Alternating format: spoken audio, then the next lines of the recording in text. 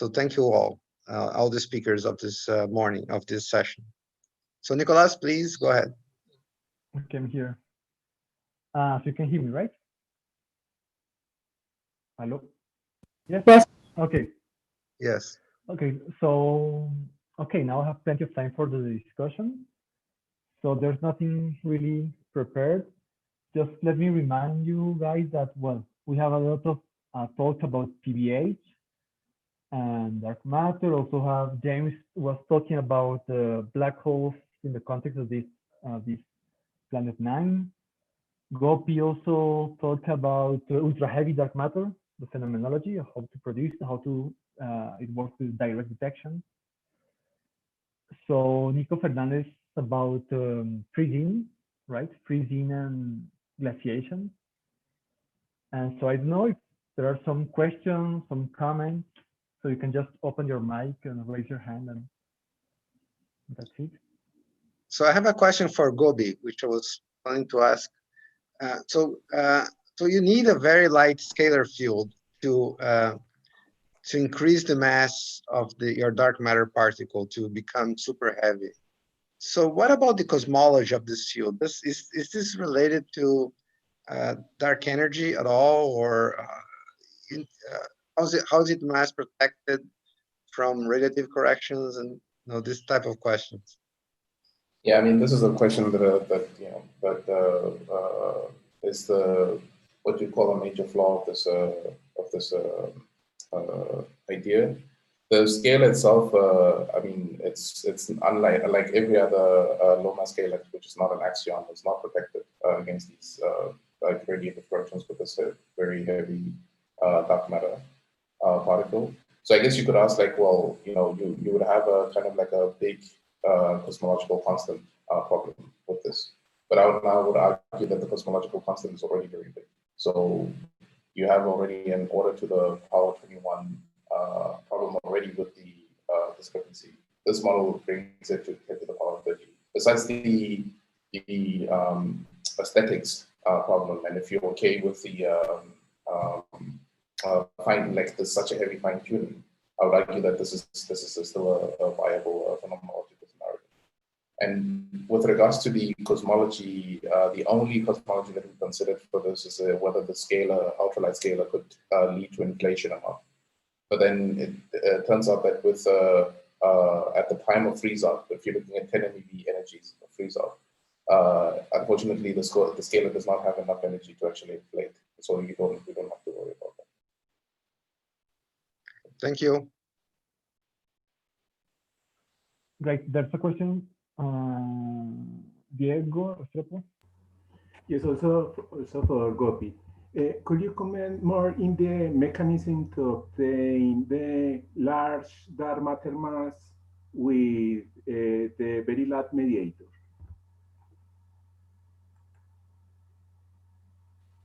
Sorry, can you say that again, please?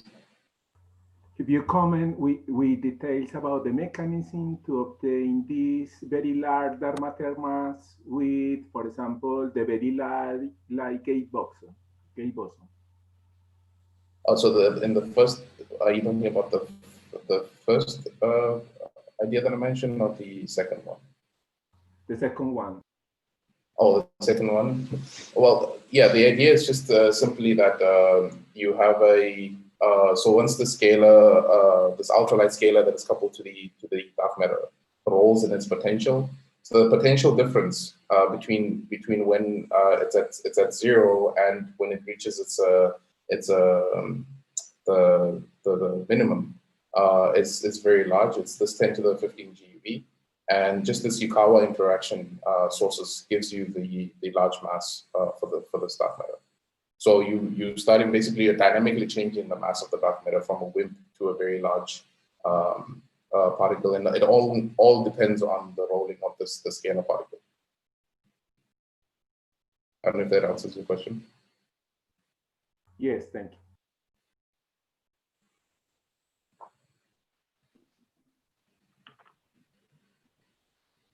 I have a question actually for Nico. Are you there? Yeah, I'm here. Okay, so thanks. if I remember correctly, you had a parameter C or epsilon, I remember exactly, which was like the ratio of the temperatures, right? Mhm. But that parameter that evolved, right? Because I guess that I mean, how is the gas defined? I mean, it's not a constant. This No, it's not a constant. Yeah, it's just the ratio of the temperatures. So if you inject temperature in the dark sector, and if it's sizable, yes, the temperature is gonna change.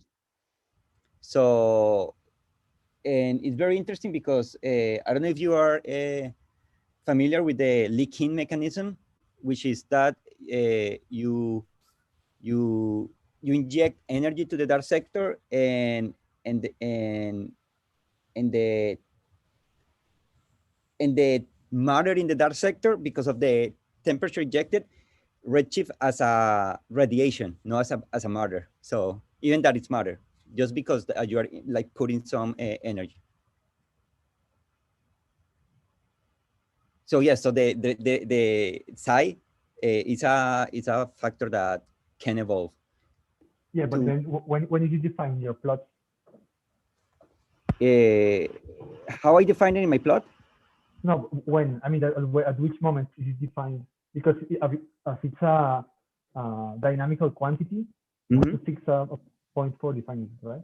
Okay, so you're asking the initial conditions? Okay, it's an initial condition. It's defined at Yes. very high temperature. Yes, it's initial condition, yeah, which is kind of translated to the initial abundance of dark matter respect to the standard model. Okay. Sheng? No. So oh, sorry. I think Sheng, I think you wants to ask. Sorry, I understand the same. Sheng Fong. Hi, I have a question for Gopi.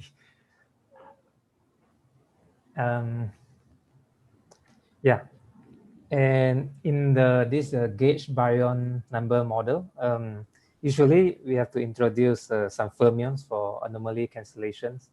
So do they play a role in your model? And then the second part is, sorry, should I repeat the first question? No. So I was just mentioning that I didn't actually mention anything about the anomalies. You're right. So gauge baryon number is anomalous, and you need some anomaly cancelling fermions. So in this case, we do include those in our model. However, we put them in such that the scalar. So there has to be a Higgs type of Higgs mechanism that produces that sources a small mass for this dark photon or this baryonic gauge vector. And the charge, we choose that charge such that you need a large number of these fermions, but that are at like roughly the TeV scale, so that they're just above the LHC limits. So you can in principle, if this model is true, we can go and search for them at the LHC and then look for those. But they don't necessarily contribute to the dark matter physics itself. Okay, just to confirm, so this gauge baryon number is also broken, spontaneously broken. Yeah. Okay. Yeah, and there's actually other ways, other problems with the broken gauge baryon number that you have once you break this in the way that I mentioned. Actually, maybe if I can share my screen, I can show it quickly.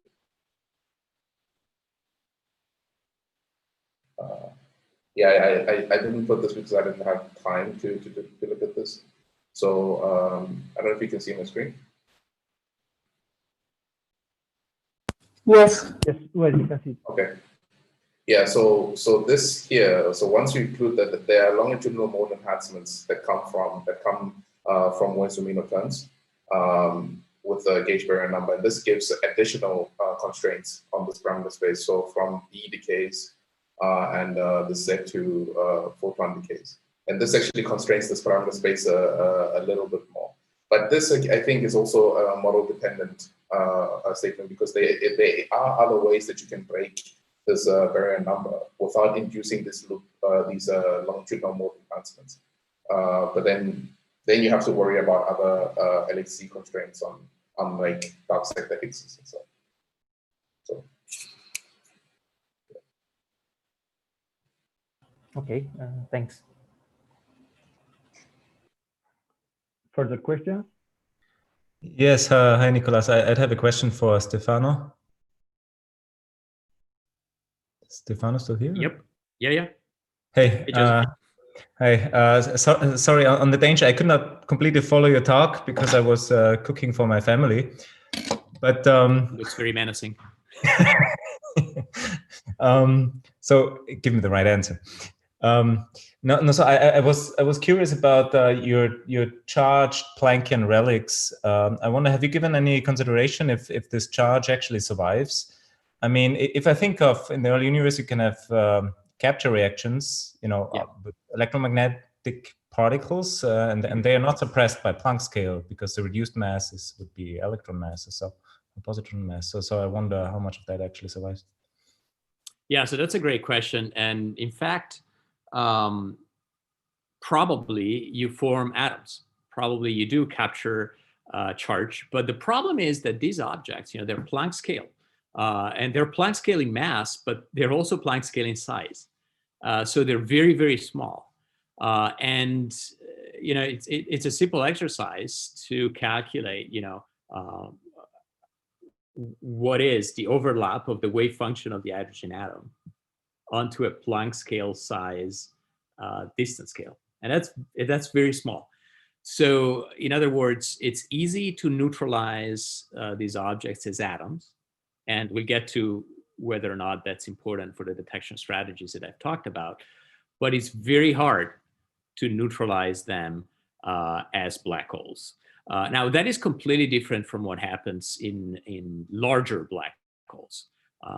For instance, if you think about macroscopic black holes, really large black holes, like the Sagittarius star black hole that is at the center of our own galaxy, it swallows so much stuff that if it has a charge, it's going to be neutralized, and you never get anywhere close to extremality.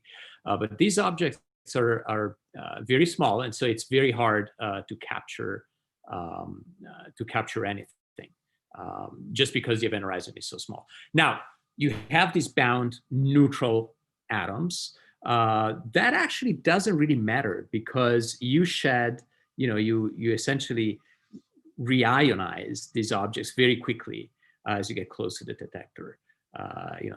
For instance, think about a dark matter detector that is deep underground. So it's very easy to shed the captured electric charge. So effectively, for detection purposes, it doesn't really matter whether you neutralize the atom or not. But in terms of neutralizing the black hole, that we find has a time scale that is much, much longer than the age of the universe. But that's a great question. Thanks, Joseph. Okay, thanks. So you're actually saying the capture rate will be proportional, that's what you said, to the absolute squared of the wave function, and if it's S wave, sort of psi of 0 squared, and that actually is a tiny number because because the size of the event horizon is so small, right? So the probability goes like the effective volume of the event horizon divided by the probability weighted size of the S wave function. See, is that true actually? Because if I think of well, it's approximately true. It's actually you actually have to solve sort of a Schrödinger Poisson equation, right? No, if you can I just say what I mean? So if you take consider K-shell capture, right, of an electron, the rate of that will not depend on the size of the nucleus. It just depends on the magnitude of the wave function at the origin. The argument you're making, it actually depends on the size of the object. I would rather assume it just depends on the psi of 0, so at the magnitude, at the amplitude of the wave function at the origin, and so. I don't think so. That's my best recollection, is that to capture an object you know, onto a Planck size black hole, you do have to calculate the probability that, you know, the trajectory of the object overlaps with the event horizon. Okay. But the actual calculation is slightly different. The actual calculation is, you know, you have to match essentially the wave function at infinity with the wave function on the event horizon, and that's what the gray body factor story tells you about. So the gray body factor is usually calculated in the other way around. So when you evaporate particles from the event horizon on, but the answer is the same for capture of an object onto the event horizon. Okay, thank you.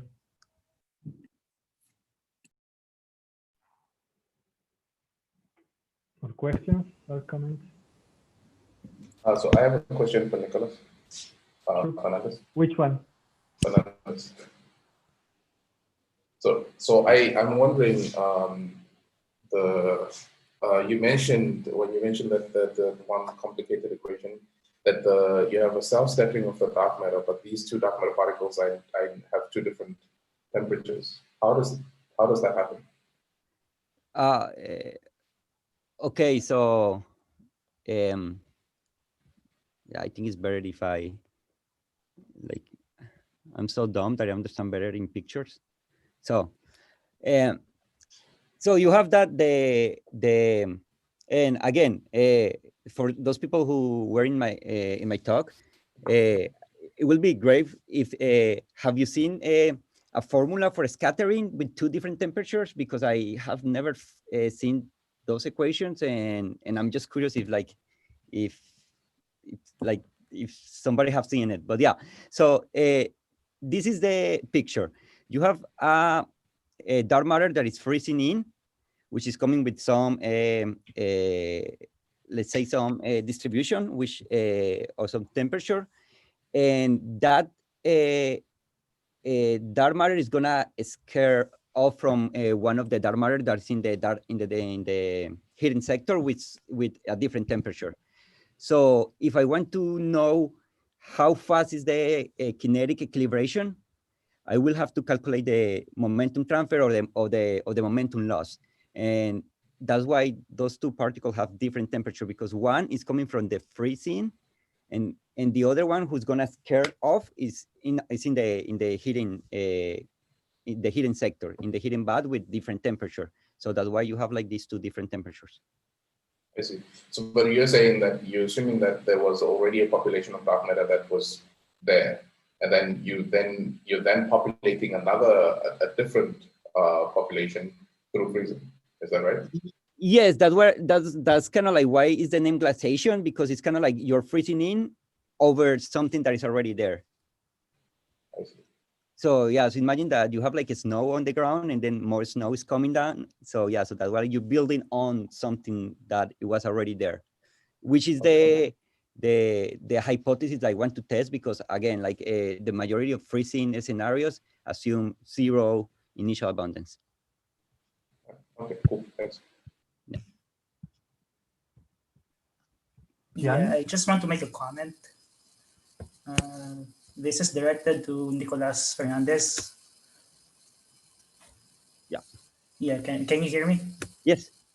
Yes, no, because I'm just wondering, because I think that this formalism regarding the approach to kinetic equilibrium between two heat baths with two different temperatures have already been tackled by these guys, Bender, back in 2011. So I'm wondering why, so what my point is that this has already been worked out before. So maybe I'm missing something. So the idea is that you write the elastic part of the collision term as some kind of a Fokker-Planck operator, where you compute this momentum transfer rate, and there you input the temperatures of the two interacting heat baths, and you also plug in the scattering amplitude. So what I've seen is that they always give the collision operator in terms of two integrals, not in one integral.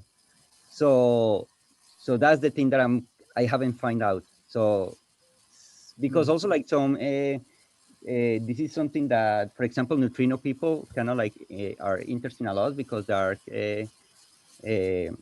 like in during BBN, but I never found out just one integral at the end. Sometimes they give you two integrals. Okay, so but then what's the issue with two integrals? I mean, this can be done numerically, right? Oh yeah, but but you save a lot of time if you have, instead of doing two integrals numerically, you only have to do one, and that saves you a lot of time. Yeah, because this is something that we have also implemented at some point in our recent paper. So I'm just wondering why there is an issue like this and what you're doing.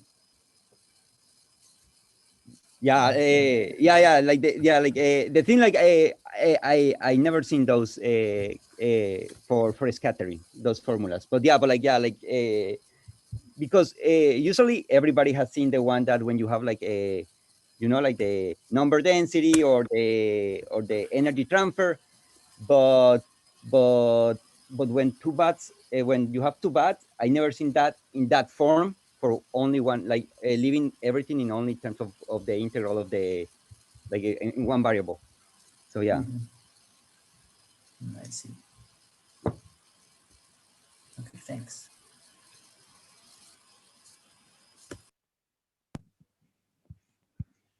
Laura? Yeah, I have a question for you actually, Nicolas. It's when you mentioned the case of a self-interacting dark matter plus primordial black hole. You mentioned that, I mean, you were lowering. I mean, essentially you were getting a colder dark matter. I was just wondering how in practice you evaluated the cooling of dark matter. So actually it's much easier because now dark matter has a thermal spectrum, right? So what I'm basically computing is what the typical temperature at the moment of the quality, so matter relation equality.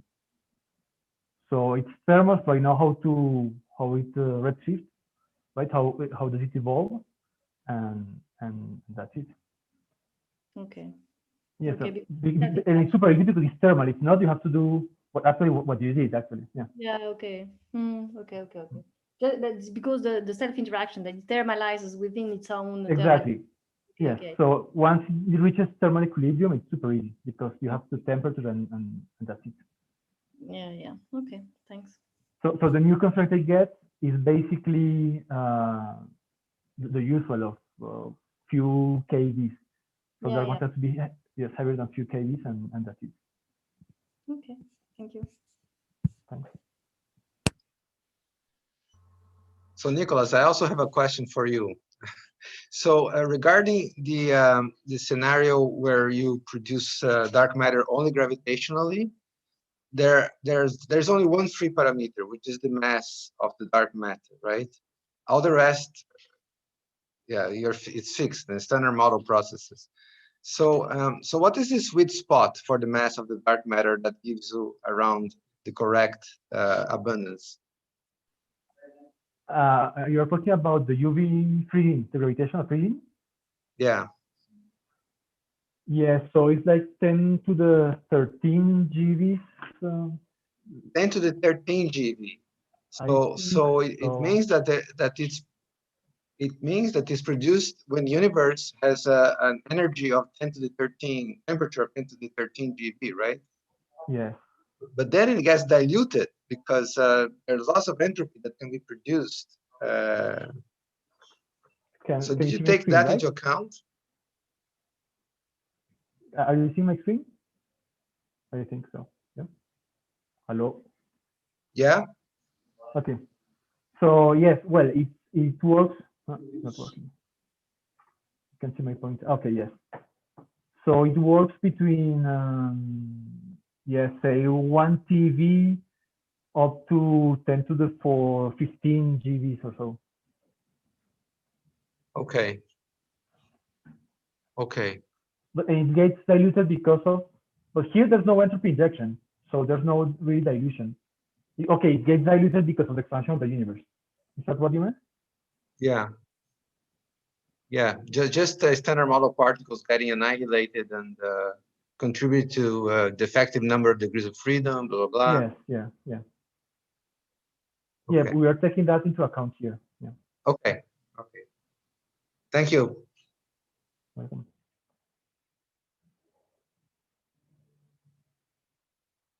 Any further questions? For Profumo? Sure. Could you comment something regarding dark matter produced by PBH, but with that extended mass function? So do you expect that a little difference in that scenario? So I presume you're alluding to this melanopogenesis idea that sort of generalizes what Nicolas was talking about in his work. So what we assume there is very simple-minded. Look, for sure, what happens at evaporation doesn't really care about baryon number. So folks have discussed the possibility that you do baryogenesis at the level of evaporation directly, violating baryon number there through quantum gravity effects. However, what we assume is different. What we assume is that you evaporate into right-handed neutrinos. And so you produce right-handed neutrinos non-thermally, in some sense, from black hole evaporation. And then you produce the matter asymmetry from the asymmetric decay of right-handed neutrinos. So in other words, we use leptogenesis as a means of creating a baryon asymmetry of the universe, but instead of having the right-handed neutrinos thermalize in the early universe, as is the usual assumption, we assume that the production of the right-handed neutrinos is purely from Hawking evaporation. Does that make sense? So we basically recycle leptogenesis, but we produce right-handed neutrinos through Hawking evaporation as opposed to thermally. So that, of course, sets constraints on the Hawking temperature, because you want the Hawking temperature to be small enough that you don't thermalize the right-handed neutrinos. That makes sense, Oscar? Maybe I did not explain well, but my question was regarding the matter produced by primordial black holes, but when you assume not a monochromatic function for the initial mass, but rather a extended mass function. Okay. So in that case, so is the question, how do you create that extended mass function? No. So if you assume a extended mass function for the primordial black holes, so you expect that the results for the dark matter are rather different or are quite similar? Got it. Now I understand your question, Oscar. Sorry. Okay. So the results will be essentially derivable from ours, in the sense that each sort of you can think of breaking up the mass function into a bunch of delta functions with appropriate weights in the usual way, and then you can look at what happens for each bin in mass in your mass function, and you can see what happens. So that's actually going to be very interesting, Oscar, because as we heard from Nicolas, there are constraints on the velocity of the dark matter that you produce from primordial black hole evaporation. And that velocity distribution is going to be very interesting, very non-trivial if you have an extended mass function. So all of the constraints that Nicolas has discussed in his talk would vary, but would vary in a way that depends on the mass function, but that you can reconstruct by breaking up your mass function into a bunch of delta functions. Very interesting point, Oscar. Thank you. Okay, thank you. And it will be easy or rather difficult to come up with that model from inflation to produce these primordial black holes with several masses? Well, so generally, any model of inflation that ends up producing primordial black holes has an extended mass function. Okay, so there's always an intrinsic width because it's a stochastic process, and so you have a built-in, width to the distribution of masses of the produced primordial black holes. Now, having something like the mass functions that I discussed at the beginning of my talk, highly non-trivial, all right? But we also know that primordial black holes don't necessarily all originate from inflation. So people have talked about two delta function scenarios as being produced by inflationary models, where you have sort of, a two-step plateau. And then in that case, it's natural to, there's papers by a collaboration in Japan that does that.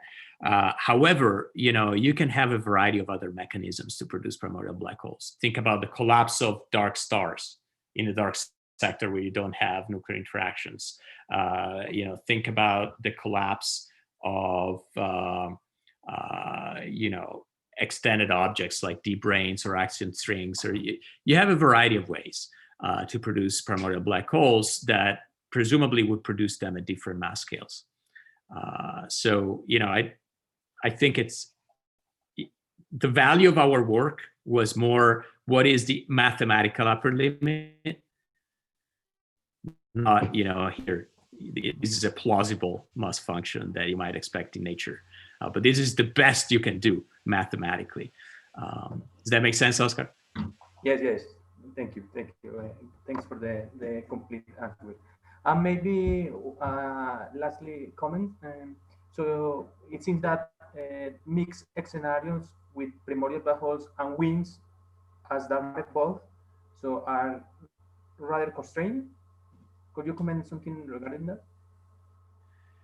Well, yes. I mean, you can add as many ingredients as you want, and anytime you add an ingredient, your predictive power goes down, right? Because you have freedom to hide in that other sector. So yes, you can play whatever game you want. You can add axion, axinos, WIMPs to primordial black holes. I mean, after all, we know that the dark matter is not one species, right? We know that about 1% of the dark matter is standard model neutrinos. We know that for a fact because we've measured that. And then we know that some of the dark matter is for sure black holes, because again, we've measured black holes and they behave cosmologically exactly like the dark matter. So, the question is, does it matter? Do you have enough WIMPs and enough primordial black holes that they both matter, in terms of what cosmologically is relevant? And I think, that would be a big coincidence. It's very hard to come up with a model where you naturally expect WIMPs and primordial black holes to have comparable abundance. Okay, thank you for the comment. I have one question also for Stefano. Regarding the mechanism of leptogenesis through black hole, primordial black hole evaporation, how do you avoid the initial thermalization of the right-handed neutrinos? Yeah, so we avoid that by simply postulating that inflation happens at some low temperature. If inflation happens below the temperature at which right-handed neutrinos thermalize, then they don't. Now the question is, well, you've got evaporating primordial black holes, and so you want to make sure that the Hawking temperature of those evaporating black holes, does not inject stuff that causes the thermalization of right-handed neutrinos. So you have some constraints there. But in general, it's a matter of what you call the initial temperature of the universe, right? So the temperature of the universe at the end of inflation. And if that temperature is below the thermalization temperature of right-handed neutrinos, you're fine.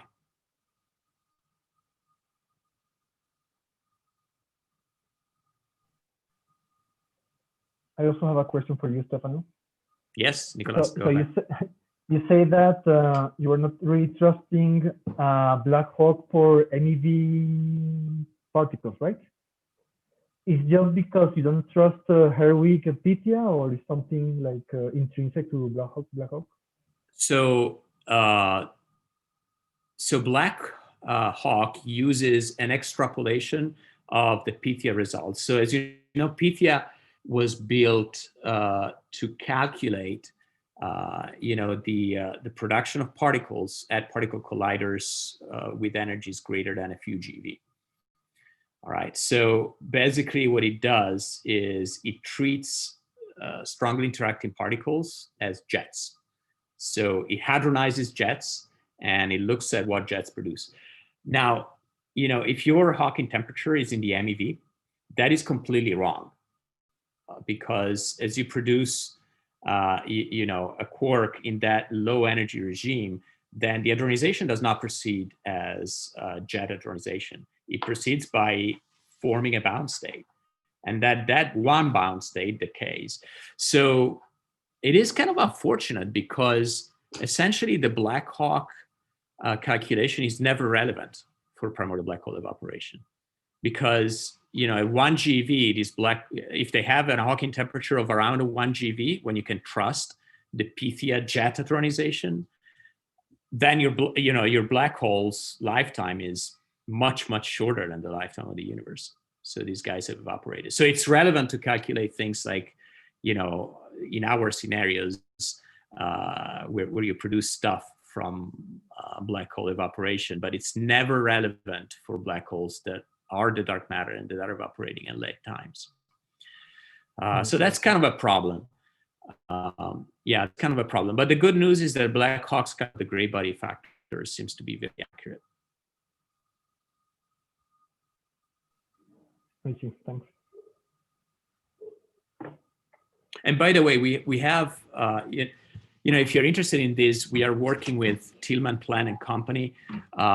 They have come up with detailed calculations of what happens in the hundreds of MeV for general dark matter annihilation. And so with our code called HASMA, which calculates the gamma ray and electron production in the hundreds of MeV, plus their bit, we are basically bridging everything all the way to where Pythia works. The problem is that in the approach of Tillman Plans and Company, they are only sensitive to very special dark matter annihilation channels, like vector-mediated dark matter. And so they're kind of a special case. In general, it's very hard to use chiral perturbation theory, when you are in the several hundreds of MeV, because chiral perturbation theory doesn't work in the several hundreds of MeV. So that's a conceptual, very tricky problem. Okay, thanks.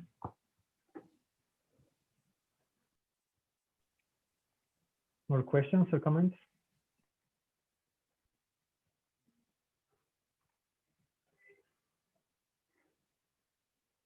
I don't see any. I think it's lunchtime, at least here.